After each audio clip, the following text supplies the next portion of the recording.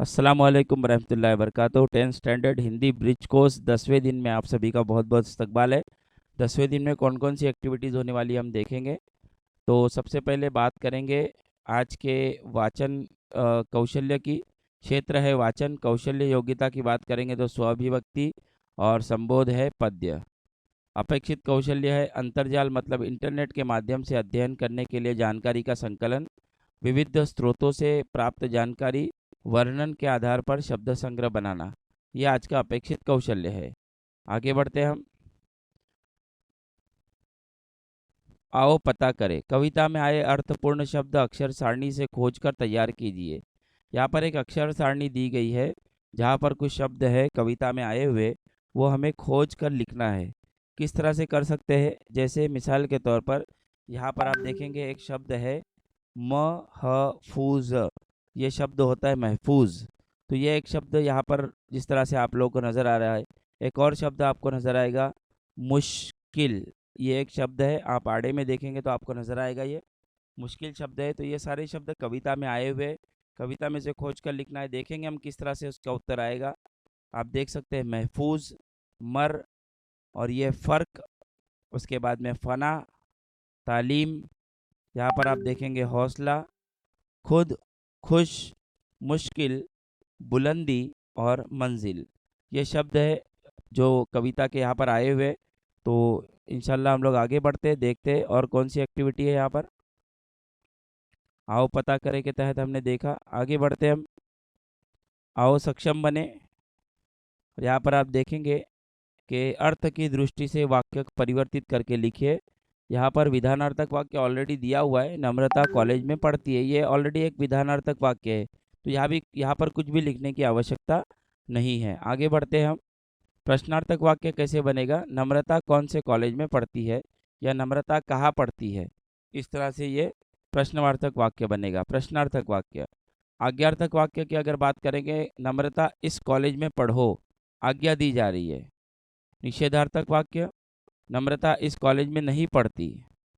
विस्मयार्थक वाक्य, वाह नम्रता का कॉलेज बहुत सुंदर है।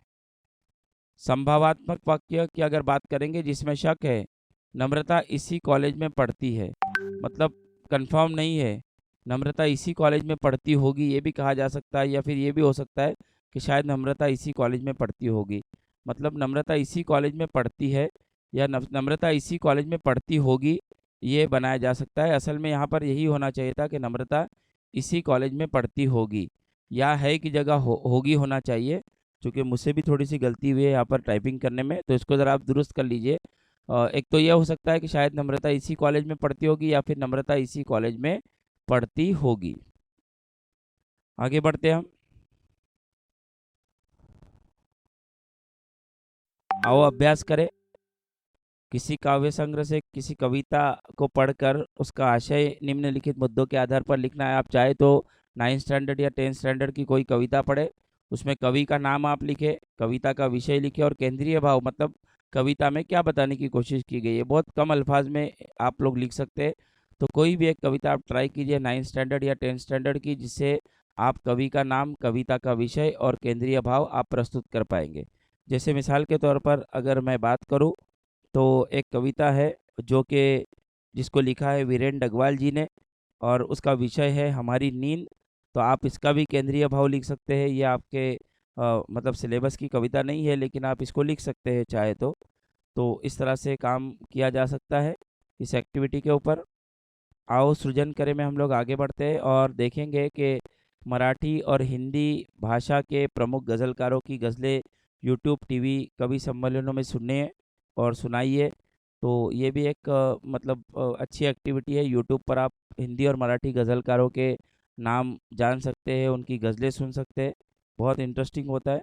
तो ये सुनने के लिए, यहाँ पर लिखने का काम नहीं है।